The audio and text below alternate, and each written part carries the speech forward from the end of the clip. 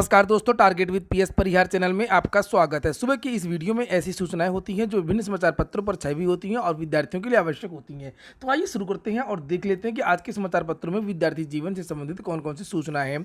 तो वीडियो को जल्दी से लाइक कर दें, शेयर कर दें और जिन छात्रों ने चैनल को अभी भी सब्सक्राइब न किया हो तो जल्दी से सब्सक्राइब कर लें ताकि आप लोगों को भी इसी प्रकार की ऑथेंटिक अपडेट सबसे पहले मिलती रहे। आगे बढ़ने से पहले एक सूचना उन छात्रों के लिए है जो छात्र एसएससी जीडी की तैयारी कर रहे हैं, उत्तर प्रदेश पुलिस कांस्टेबल भर्ती की तैयारी कर रहे हैं या दिल्ली पुलिस कांस्टेबल भर्ती की तैयारी कर रहे हैं। वे सभी अभ्यर्थी एग्जामपुर यूट्यूब चैनल के फ्री ऑफर का लाभ ले सकते हैं। इसके लिए बताया जाएगा कि क्या क्या आपको फ्री मिलने वाला है, कैसे आप लोग तैयारी करें। 10:45 पर इसका लाइव सेशन चलेगा और इसकी जो लिंक है एग्जामपुर यूट्यूब चैनल की वो मैंने डिस्क्रिप्शन बॉक्स में दे दिया है, कमेंट बॉक्स में भी दे दिया है। एसएससी जीडी का जो फॉर्म है वो आ चुका है, उत्तर प्रदेश पुलिस कांस्टेबल भर्ती का जो फॉर्म है वो आने वाला है। चाहे यूपी पुलिस कांस्टेबल हो, चाहे एसएससी जीडी हो, चाहे वो दिल्ली पुलिस हो, जो सिलेबस है वो लगभग समान है और ज़्यादातर जो छात्र हैं वो तीनों भर्तियों की इकट्ठा तैयारी करते हैं। तो याद रखिएगा 10:45 पर अभी से जाकर के आप लोग रिमाइंडर सेट कर सकते हैं। चलिए शुरू करते हैं आज की सूचना को। और सबसे पहली जो सूचना है वो पीसीएसजे भर्ती में संशोधन। विज्ञापन तो इसका जारी नहीं हो रहा है और लगातार संशोधन हो रहे हैं। ये आज ही का समाचार पत्र है जिसमें लिखा हुआ पीसीएसजे भर्ती में आर्थिक कमजोरों को भी आरक्षण दिया गया है और कुछ सिलेबस में भी बदलाव किया गया है। यहाँ पर लिखा परीक्षा में पूछे जाने वाले सवालों में नए विषय भी जोड़ दिए गए हैं। इसके पहले जो बदलाव हुआ था वो हिंदी और अंग्रेजी का जो कंपलसरी पेपर था उसको लेकर के था। और यहाँ पर लिखा हुआ है कि राज्य सरकार ने पीसीएसजे के पदों पर होने वाली भर्ती में ईडब्ल्यूएस वर्ग को आरक्षण देगी। भविष्य में होने वाली इन भर्तियों में अन्य विभागों की तरह सभी श्रेणी के आरक्षण का लाभ दिया जाएगा। अभी तक कुछ श्रेणियों को आरक्षण का लाभ नहीं मिल पा रहा था। मुख्यमंत्री योगी आदित्यनाथ की अध्यक्षता में गुरुवार को हुई बैठक में यह फैसला हुआ है। नियुक्ति विभाग ने न्यायिक सेवा के पदों पर भर्ती के लिए उत्तर प्रदेश न्यायिक सेवा नियमावली 2001 बनाई थी। उस समय जरूरतों के आधार पर इसे बनाया गया था। जरूरतों के आधार पर अप्रैल 2022 में इसमें मामूली संशोधन किया गया था। तो मामूली संशोधन वही हुआ था, हिंदी और इंग्लिश जो कंपलसरी पेपर होता है उसको लेकर के बदलाव किया गया था। उसके नंबर हटाए गए थे, क्वालिफाइंग किया गया था। केंद्र सरकार ने सरकारी नौकरियों में और भी कई प्रकार के आरक्षण को अधिसूचित किया है। इसके आधार पर न्यायिक सेवा नियमावली में संशोधन की जरूरत थी। नियुक्ति विभाग ने नियमावली में सभी प्रकार के आरक्षण की व्यवस्था करते हुए कैबिनेट के समक्ष प्रस्ताव रखा था जिसे मंजूरी मिल चुकी है। नियुक्ति विभाग द्वारा जिस दिन संशोधित नियमावली जारी की जाएगी उस दिन से सभी तरह के आरक्षण की व्यवस्था लागू हो जाएगी। परीक्षा में पूछे जाने वाले सवालों में पुराने के साथ नए किराया कानून के बारे में भी पूछा जाएगा। ये एक नया सिलेबस में जोड़ा गया है ये चैप्टर। और एक चैप्टर और जोड़ा गया है कि इसके साथ ही सामान्य ज्ञान से जुड़े सवालों में महिला एवं बाल विकास, उत्पीड़न और वरिष्ठ नागरिकों को सुरक्षा देने संबंधी सवालों को जोड़ा गया है। तो जो भी विद्यार्थी पीसीएसजे की तैयारी करते हैं वो इन दोनों चैप्टरों को अवश्य ध्यान दें। और अब लगता है कि पीसीएसजे का जो विज्ञापन वो जल्द आएगा। शायद यही एक बड़ा रोड़ा था जिसकी वजह से विज्ञापन जारी नहीं हो रहा था। प्रवक्ता भर्ती में 2 का अभ्यर्थन निरस्त हुआ है।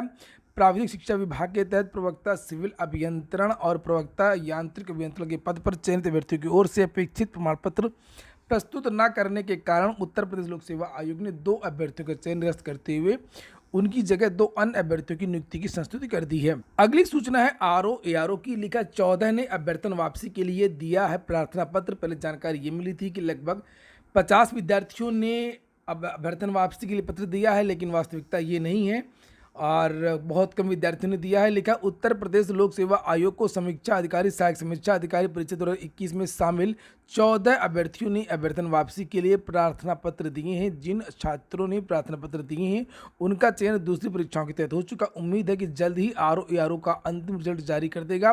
आरओ एआरओ के 354 पदों पर भर्ती के लिए प्रारंभिक व मुख्य परीक्षा के बाद टाइप टेस्ट भी हो चुका है। आयोग ने आरओ एआरओ में शामिल उन अभ्यर्थियों से अभ्यर्थन वापसी के लिए आवेदन मांगे थे जिनका चयन दूसरी परीक्षा में हो चुका है। जानकारी निकल कर के आ रही है कि 10 या 11 तारीख को आरओ एआरओ को जो परिणाम है वो जारी कर दिया जाएगा। अगली सूचना है शिक्षक भर्ती को लेकर के। जो उत्तर प्रदेश के मुख्यमंत्री योगी आदित्यनाथ उन्होंने कल एक बयान दिया है ट्विटर के माध्यम से।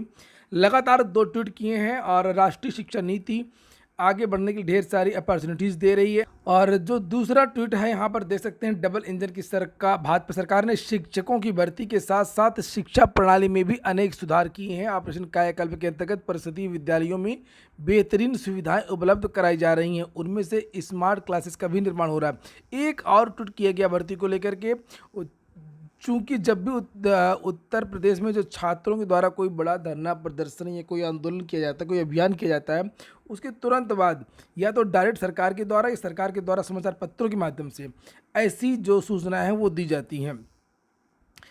और अच्छी बात है, विद्यार्थी इसी तरीके का दबाव बना करके रखें। और यहाँ से आप समझ सकते हैं सरकार क्या करने वाली है। लिखा 2017 में जब उत्तर प्रदेश में डबल इंजन की सरकार बनी थी, हम लोगों ने तय किया था कि परीक्षा में शुचिता और पारदर्शिता हर हाल में होनी चाहिए। हम लोगों ने नकल को रोकने के साथ ही शिक्षकों की पर्याप्त भर्तियाँ भी की हैं। तो इन्होंने कह दिया है कि शिक्षकों की भर्तियाँ जो पर्याप्त हैं, मतलब पर्याप्त हैं तो पर्याप्त हैं। और सरकार का फिलहाल अभी नई शिक्षक भर्ती देने का कोई इरादा नहीं है। समाचार पत्रों के माध्यम से 2-3 दिन पहले जानकारी दी गई थी कि रिक्त पदों का विवरण जारी किया गया है और बहुत जल्द उत्तर प्रदेश में भर्तियां होंगी। ऐसा कहीं कुछ भी नहीं है। मैंने अच्छी तरीके से पता किया है, प्राथमिक शिक्षक भर्ती की कोई भी सुगबुगाहट उत्तर प्रदेश में नहीं है। और प्राथमिक शिक्षक भर्ती हो सकता है कि अगले वर्ष 2023 में आए, वो भी मार्च अप्रैल के बाद, जब टीईटी वगैरह हो जाए, लोकसभा चुनाव में केंद्र सरकार की तरफ से हो सकता है कोई आदेश आए, तब जा कर के हो सकता है। लेकिन अभी जल्दी तो विभाग में कोई भी नई शिक्षक भर्ती को लेकर के चर्चा नहीं है। और यहाँ पर जो मुख्यमंत्री का ट्वीट है उससे भी आप लोग समझ सकते हैं कि हमने जो पर्याप्त भर्तियाँ पहले ही कर चुके हैं। अगली सूचना, कल कैबिनेट की जो बैठक हुई थी उसमें कुछ प्रस्ताव थे और उनको मंजूरी दे दी गई है। बेसिक व माध्यमिक शिक्षा के लिए अब एक ही महानिदेशक होगा। कैबिनेट ने मंजूरी दी है। शासन में अलग अलग ही रहेंगे दोनों विभाग। नियम में किसी भी संशोधन के लिए मुख्यमंत्री को अधिकृत किया गया है।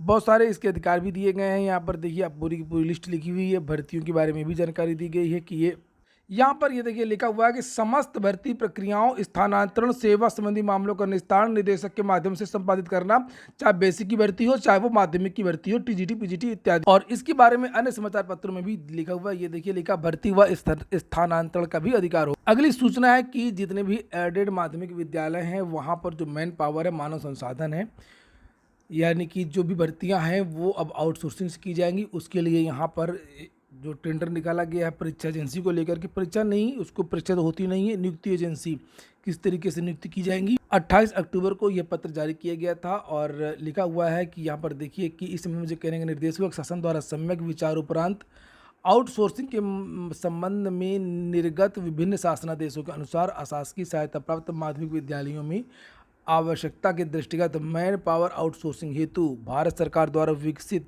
जेम पोर्टल के माध्यम से सेवा प्रदाता एजेंसी का मंडलवार आवधिकरण, तो ये एजेंसी का चयन किया जा रहा है। और ये जो भर्तियां हैं वो ज़्यादातर अब आपको आउटसोर्सिंग से देखने को मिलेंगी। अभी ये नहीं बताया गया कि कौन कौन सी भर्तियां हैं, लेकिन कल तो समाचार पत्र के माध्यम से जानकारी दे ही दी गई थी कि इन एडेड स्कूलों में 20,000 पदों पर भर्तियां होंगी, वो भी आउटसोर्सिंग से।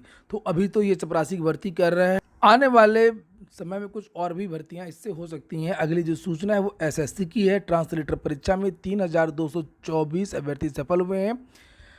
लिखा कर्मचारी चयन आयोग ने जूनियर हिंदी ट्रांसलेटर और सीनियर हिंदी ट्रांसलेटर 2022 पेपर 1 की परीक्षा का परिणाम बृहस्पतिवार को जारी कर दिया है। पेपर 2 की परीक्षा में शामिल होने के लिए 3,224 अभ्यर्थियों को सफल घोषित किया गया है। लोक सेवा आयोग ने पीसीएस 2021 का परिणाम जारी कर दिया है, लेकिन विवाद अभी भी है कि आखिरकार इसकी रिवाइज्ड आंसर की और कट ऑफ इत्यादि जारी क्यों नहीं किया गया। देखिए यहाँ पर लिखा है कि अभ्यर्थियों ने आयोग की कार्यप्रणाली पर सवाल उठाए हैं।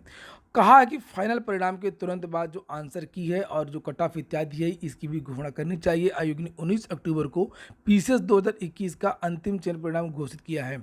कुल 678 विद्यार्थी यहाँ पर लेना था, लेकिन उसकी जगह 627 विद्यार्थी चयनित घोषित किए गए हैं। 51 पद खाली रह गए हैं। तो ठीक है दोस्तों, ये हो गया आज का वीडियो अगर आपको अच्छा लगा हो, आपके काम का हो तो लाइक अवश्य कर दिया करें। जिन छात्रों ने चैनल को सब्सक्राइब ना किया सब्सक्राइब कर लें, और जिन छात्रों ने टेलीग्राम चैनल को ज्वाइन ना किया हो तो उसे भी ज्वाइन कर लें। बहुत बहुत धन्यवाद।